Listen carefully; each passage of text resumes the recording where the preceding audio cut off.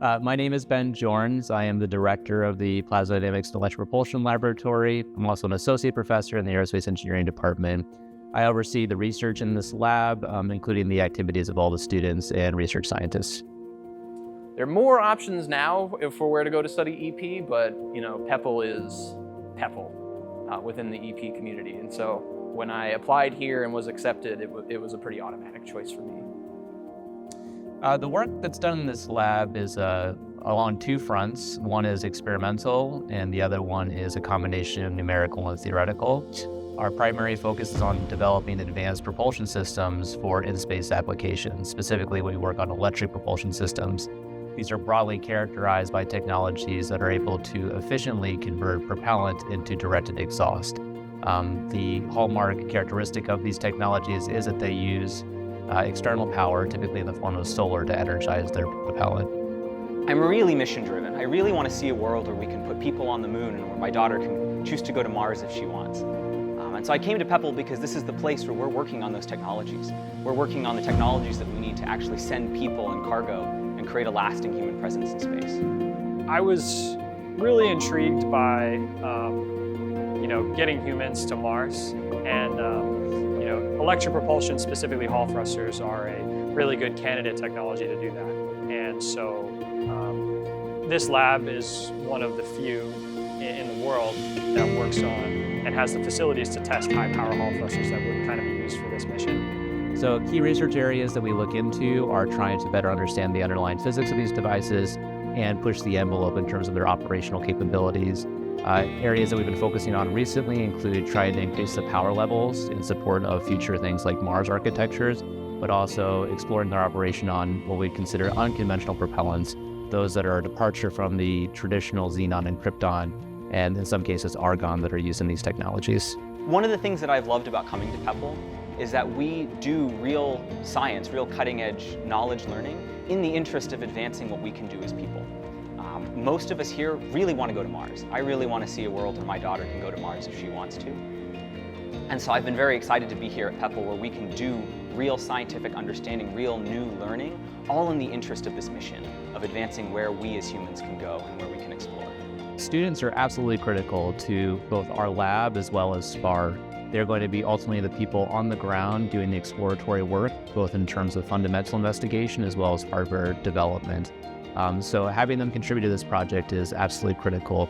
It's also exciting to be working with students because they don't have that kind of conventional bias that's built into some of our more professional people who've been in the community for a long time. They're unafraid to kind of ask the question why or why not and try to push the envelope. It really has been one of the most formative 5-year blocks of my life now.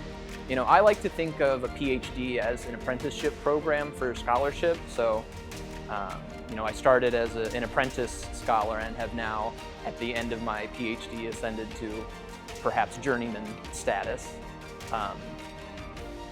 But it's hard to articulate sufficiently how exciting, welcoming, and excellent generally an environment it is to work here.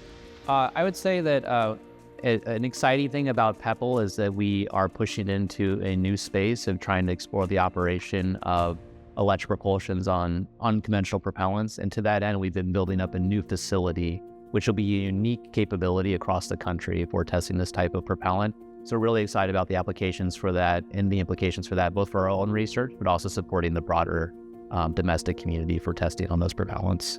So I would say the main thing I have learned and will apply going forward as a result of my time here in PEPL is the practice of professional science and engineering, really. So, it's one thing to be in the lab and like turning wrenches and, you're an undergrad and some senior grad student tells you, hey, I need you to like take this box apart or put this thing together or something like that.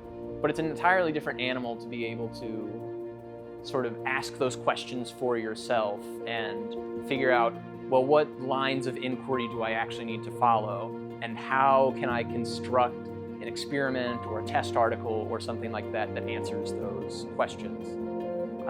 And so it's a very gradual process. It's a 5-year apprenticeship, but you do build out those skills over time. kind of from my experiences at PEPL and what I will take forward afterwards is kind of an unparalleled breadth of knowledge in many different electric propulsion fields. People here work on a myriad of technologies, and I specifically work on hall thrusters, and have felt like I've gained a good knowledge into that, which I could help either be here or help industry partners develop their technology going forward. But also I think the fact that so many people work on so many different things really well poses us to tackle any problem. I think Michigan Aerospace Engineering is a special flavor or combination of grounding in both fundamental research as well as applied. And I think our students emerge from this program with an appreciation for not only building the technology, but what are the key elements that go into it. I think having that kind of toolkit available to you enables you to make substantial contributions for a wide range of different aerospace applications. I think that's a departure from more fully experimental trainings and more theoretical training. So I think it's a very nice blend, which makes them able to plug into both academic programs as well as contribute substantially to industry efforts.